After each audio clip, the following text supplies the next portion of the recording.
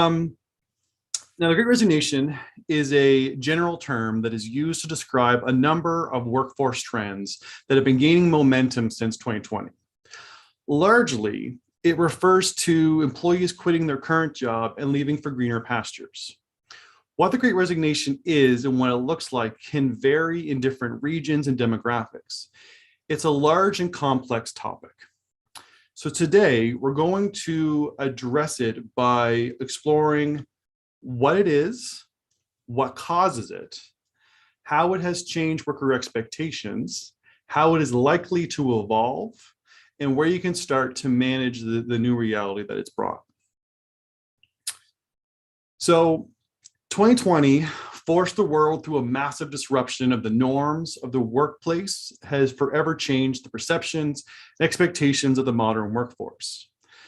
Now, there are dozens, if not hundreds of articles, blogs, videos out there telling people that the world and the workplace have forever changed.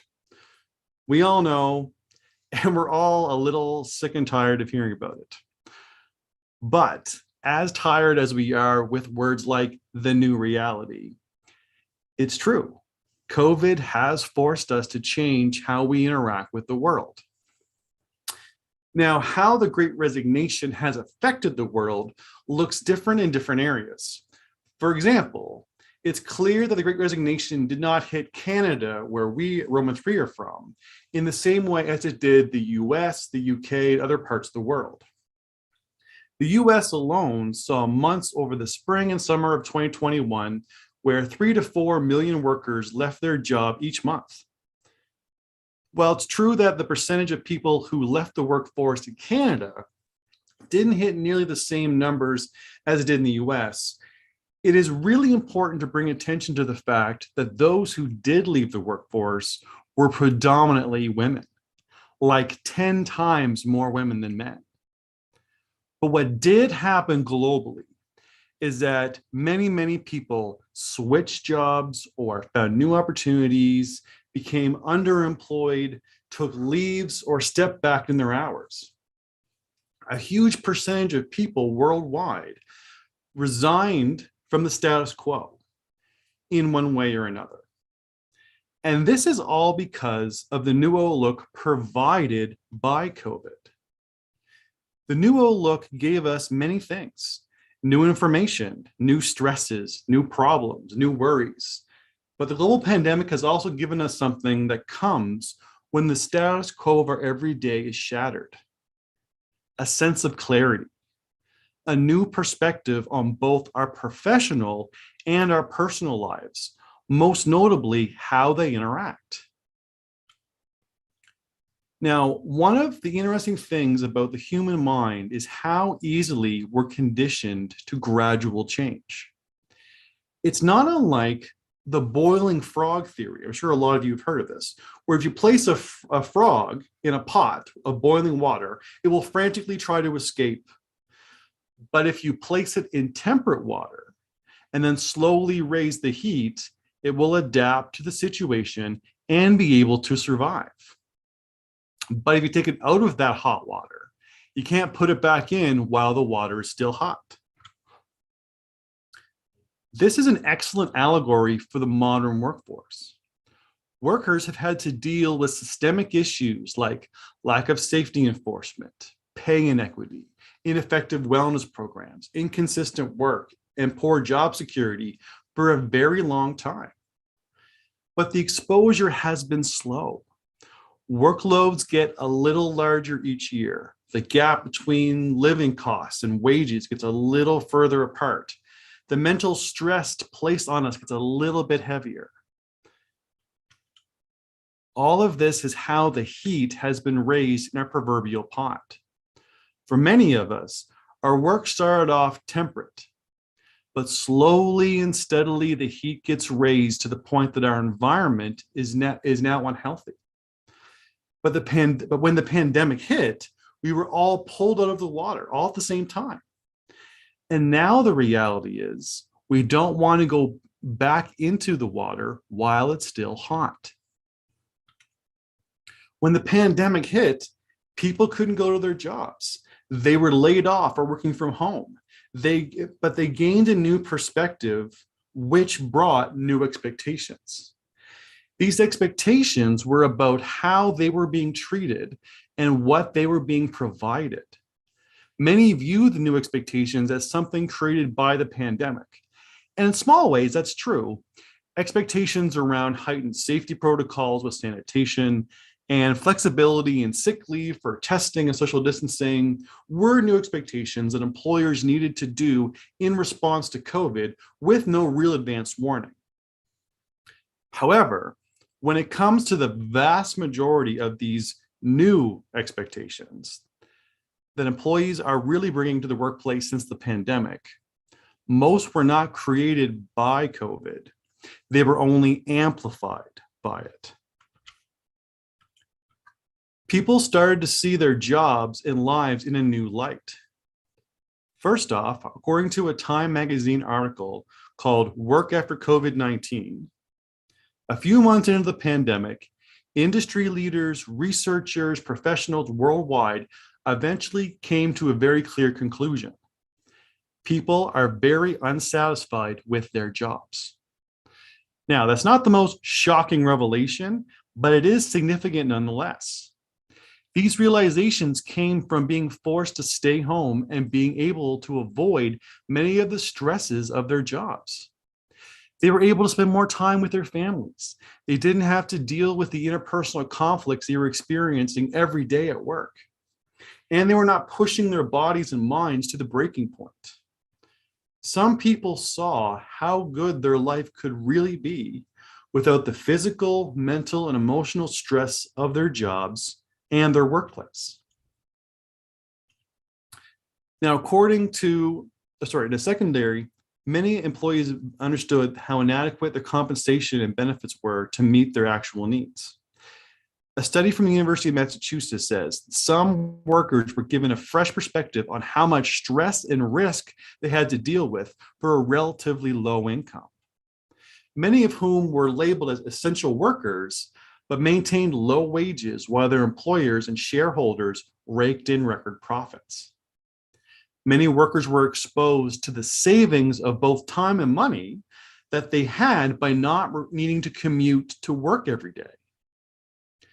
And perhaps most significantly, according to a Harvard Business Review article called "The Pandemic is Changing Employee Benefits," workers were exposed to how insufficient the benefits they receive from their jobs actually are. Now, third, many employees realize how much better their lives and work can be when they're provided a little flexibility and freedom.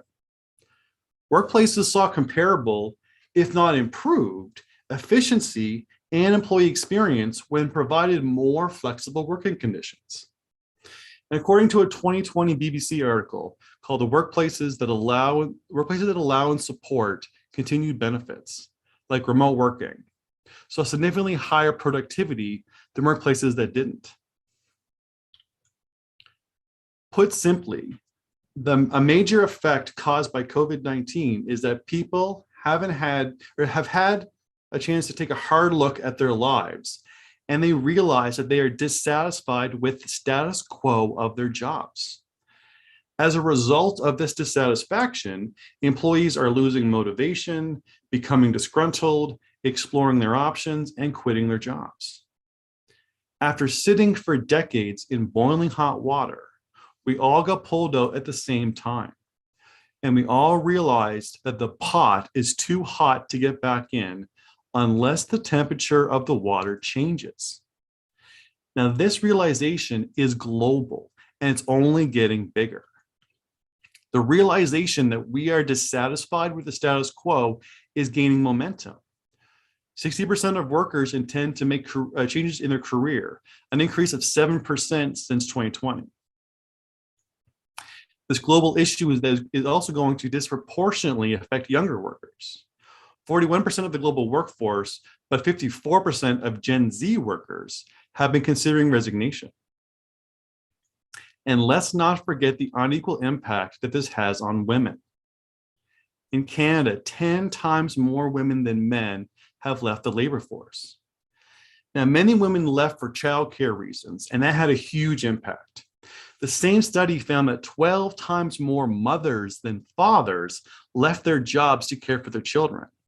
But this problem is way more complex than just a childcare issue. COVID revealed many of the underlying inequalities in the workforce: pay inequity, unequal access to benefits and supports, and the gender confidence gap all play a part in it. This gender issue with the Great Resignation is especially noticeable here in Canada, but it hits everywhere.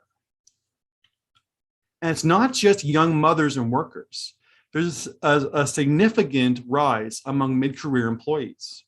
Employees between 30 and 45 have had major increases in resignation rates, increasing more than 20% between 2020 and 2021.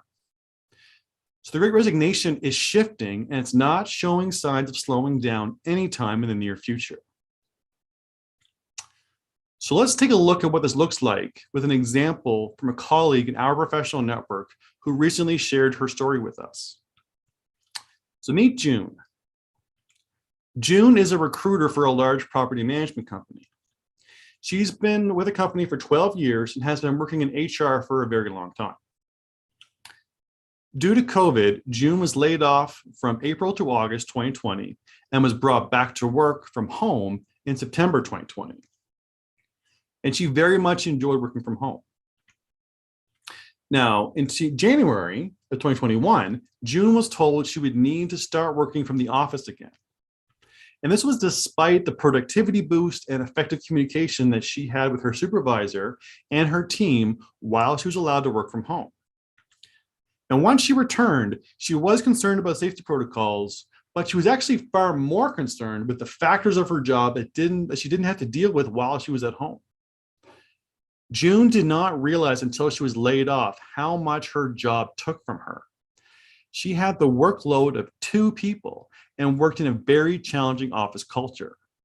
She had a supervisor who was a frequent micromanager, coworkers who were very demanding, and she was constantly given more and more administrative work. June had gotten into the job for the people, to find good people and put them into good jobs. What she started to find was that it was harder and harder for her to be positive and enthusiastic about a workplace where she felt unappreciated and overworked. When she was allowed to work from home, she felt more connected to the work and had a greater balance in her life. But when she was instructed to come back to the office, she had to deal with the commute, to deal with the challenging coworkers, and the overbearing boss once again. She then realized that the water was too hot. So it wasn't long before she gave her notice and walked away, even without having another job to go to. Because she was of the mind that her mental health and her family were more important. And what this example with June brings us to is the simple fact that employee expectations have changed. This is where we are now. We've come to realize that there is a lot of dissatisfaction in our jobs, and we need more from our work, more from our employers, and more from our workplaces. The situation is clear. We want an environment where our job and our workplace treat us fairly, provides us what we need, and is aligned with other jobs in our region or industry. And the best way, so employees really want the situation that does not make them dread going into work every day. And a good way to look at all this is to try and break down what all this is by taking a little diversion into the psychology of employee motivation and what creates job dissatisfaction. So to do that, we're going to take a quick second to talk about Frederick Hertzberg. Now, one of the most well-known theories of job satisfaction and dissatisfaction is that of Frederick Hertzberg. His theory is called the Motivation-Hygiene Theory. Now, a really quick summary, high-level summary of the theory is that there are factors in the workplace that create job dissatisfaction, and there are other factors that create job satisfaction. By addressing the factors that create job dissatisfaction and resolving them, it doesn't automatically create job satisfaction. Basically, you can't create job satisfaction by only trying to remove the dissatisfaction. When you work to address job dissatisfaction, what you will do is create lower job dissatisfaction, which is not a bad thing, but it's really only the place to start if you want to create a workplace that will build higher employee motivation and productivity. Now, according to Hertzberg, the factors that create job dissatisfaction are when the intrinsic elements such as company policies, working conditions, salary and benefits, and job security are not well managed. Now, building on Hertzberg's theory, here's a complete list of the factors of the workplace that create job dissatisfaction. First is wellness, the attention and support offered to an individual employee's well-being. Next is conditions, the physical climate and settings of the workplace and where the daily tasks find themselves in. Policies, the documents and rules that govern the workplace. Compensation, the official reimbursement for work. Job security, the amount of protection afforded to a person's position or compensation. Safety, the efforts created to reduce the risk of serious harm or injury on a regular basis. And last is consistency, the amount that the work is consistent with your expectations and is consistent in nature day to day. These 7 factors are the building blocks of what we are provided to do our jobs. They are the often forgotten factors that can be commonly overlooked when we are discussing motivation and productivity.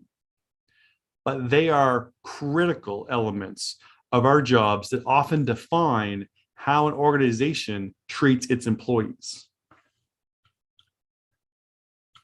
So in order for the factors of the workplace to be well managed, they need to meet the expectations of employees.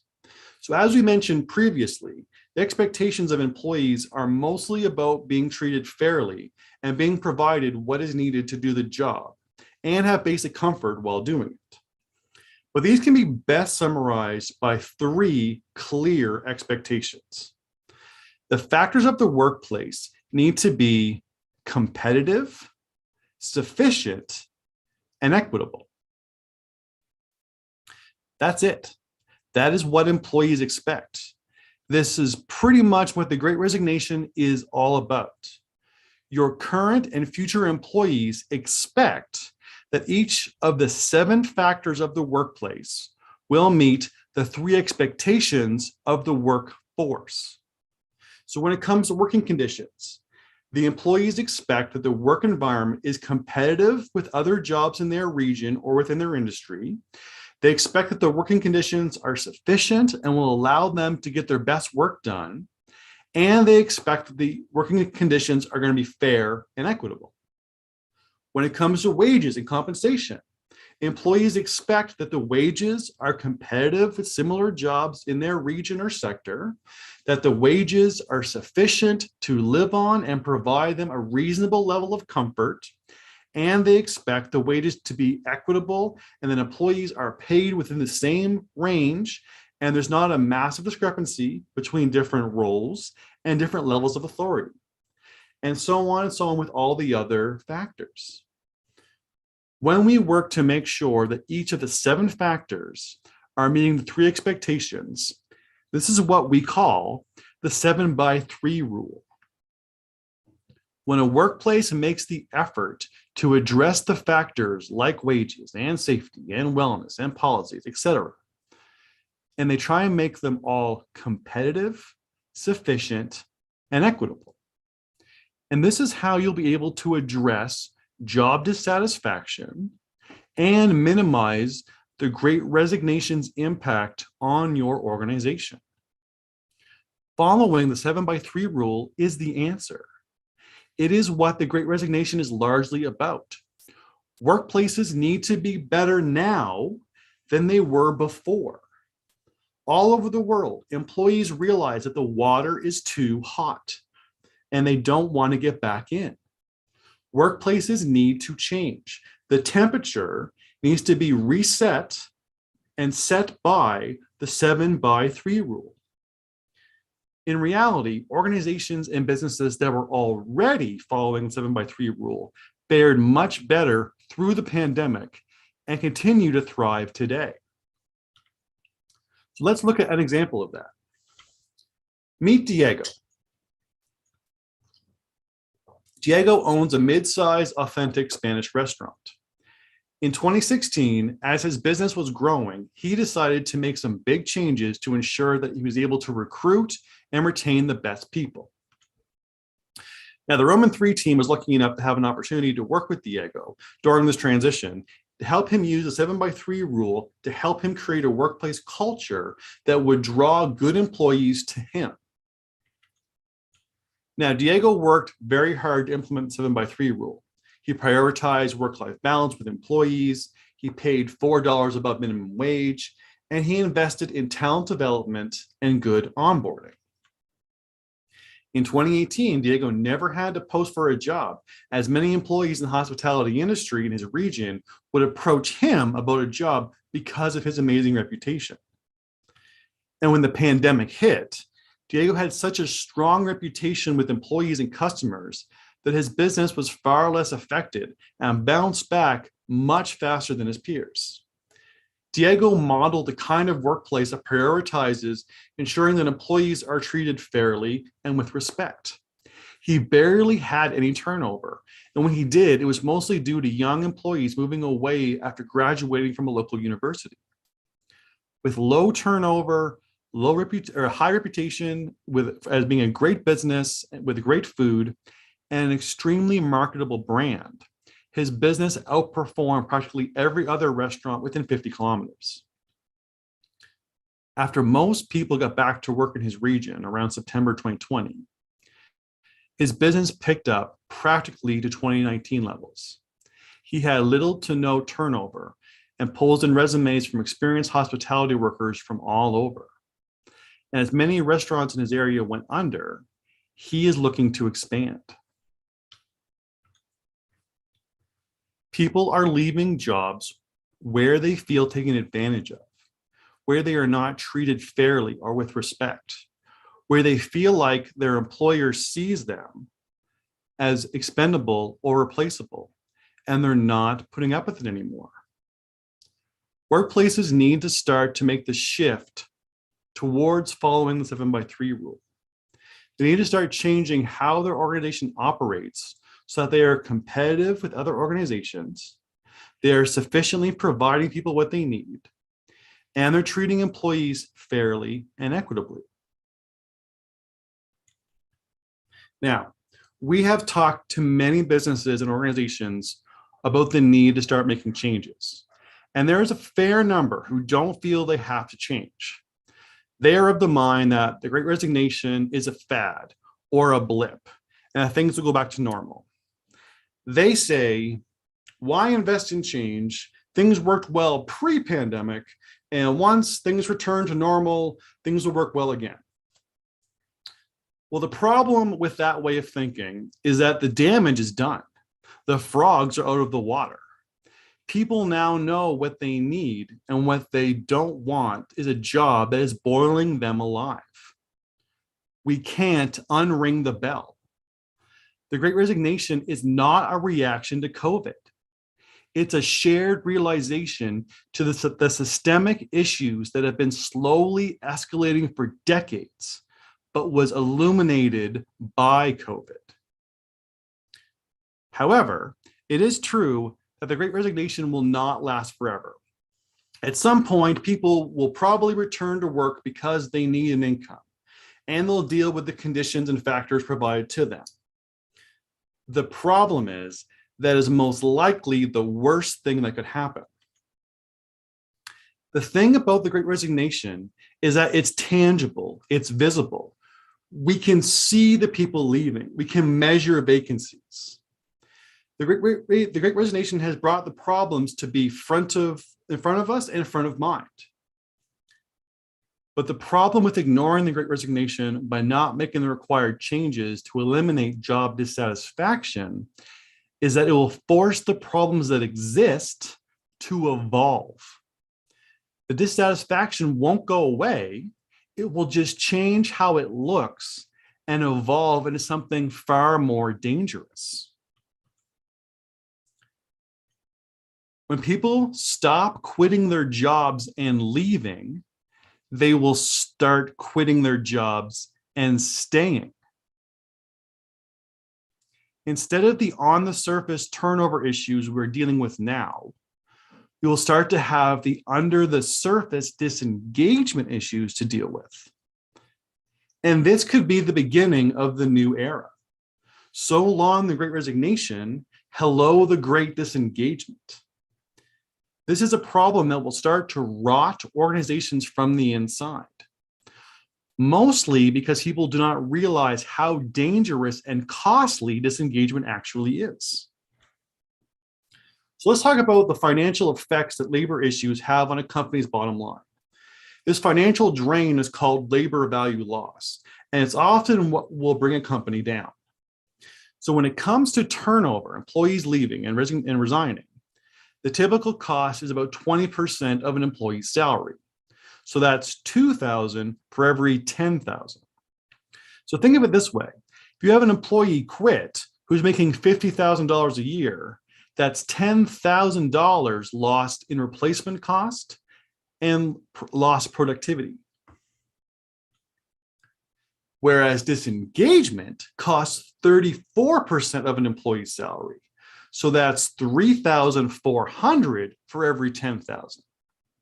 So again, if you have a disengaged employee who's making 50 grand a year, that's $17,000 lost in productivity, errors and mistakes, time theft, and lost customers. And the thing about disengagement compared to turnover is that disengagement is annual. You lose that much every year. So let's look at it this way, using the same situation of employees making $50,000 in annual salary. If you have an engaged employee leave after 3 years, the labor value loss for that employee is $10,000 for that 3-year period. But if you have a disengaged employee stay for 3 years, the labor value loss for that employee is $51,000 over that same 3-year period. The current rise in resignations and turnover and the difficulty retaining talent we have right now is like an early warning system for many businesses. You can't go back. You can either address the factors that are causing dissatisfaction and turnover, or you can let the Great Resignation evolve and deal with the costly consequences. So if we don't address the issues that are causing the Great Resignation, while we have this overt and easy to see problem, we'll have a much harder time dealing with the issues that come when it evolves and becomes harder to see, but exponentially more damaging. So if I can offer another metaphor, we stepped on a nail. And what happens when you step on a rusty nail? It's simple. Go get a tetanus shot. But what happens if we don't get a tetanus shot? The wounds on our foot will eventually heal, but the infection will fester and can actually become life-threatening. This is it, folks. Businesses and organizations all over the world have hit this fork in the road. Are we going to get the tetanus shot, or are we going to ignore the problem and let it fester until it eventually takes us down? We need to make a decision here. Either we choose to address it, or we have chosen to ignore it. Both decisions have their costs that you will have to live with. But what that cost is up to you.